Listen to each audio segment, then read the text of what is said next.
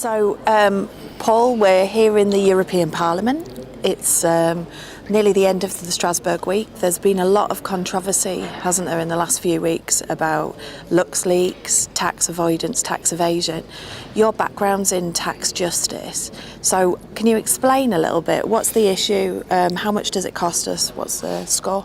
Well, you're right. It's been a big issue in the Parliament this week and has been running for some time now. I think we have a figure which has been produced by the European Parliament that somewhere in the region of 1 trillion euros is dodged in taxes. That's avoided and evaded each year. So that's colossal, isn't it? Sums of money are really huge. And the burden, when governments lose tax income, they're shifting the burden away from companies who aren't paying and some individuals, rich individuals who aren't paying, and the money is having to be sought from people on low and middle incomes. So the burden's been shifted from those with the biggest shoulders, the richest, onto those who are less able to pay.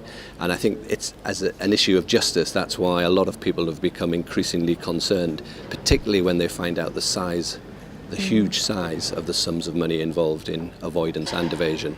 So what can we do about it? I mean, what powers does the European Union have? What as MEPs should we be pushing for? Well, the European Union has been in many ways at the forefront of tackling tax dodging. I think there's a realisation that individual countries can't do it on their own. So although in the context of the UK we've got Ed Balls proposing that if Labour came to power then he would be willing to fine companies who dodged paying taxes to the tune of the sum that they had dodged. That's good. But the danger with one country taking action alone is that in the world in which we live, people can shift their financial headquarters from one country to another. So the danger would be if one country goes it alone, then all that happens is you move the problem elsewhere. And therefore that's why working at a European level as a group of countries, we're much better placed to tackle tax dodging. And what, for you, would the perfect system look like? I mean, what would a just tax system look like in Europe, in the UK, globally?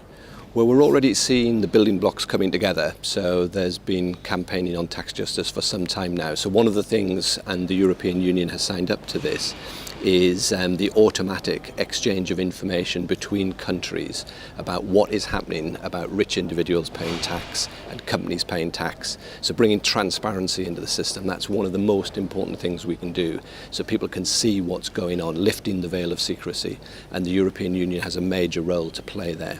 And I think as members of the European Parliament, we have a new commission in place. We've got Juncker as the head of the commission, and he's a former Prime Minister of Luxembourg. Luxembourg, like the United Kingdom, has a question mark against it from the point of view of being a tax haven.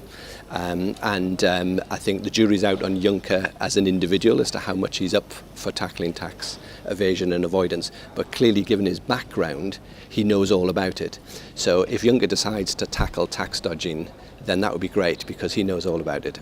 Fantastic. Well, I guess the main thing is that we're all pushing for a more just system, and that the old idiom that people in glass houses shouldn't throw stones also stands true in terms of British MEPs acting together with other European MEPs in the European Parliament to find a good solution.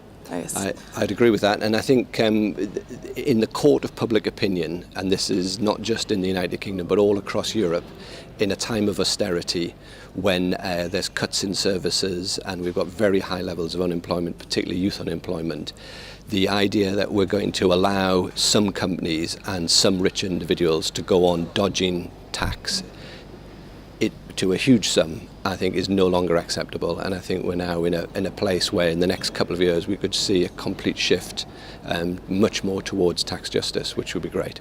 Fantastic. Right, let's get on with it then. Thank you.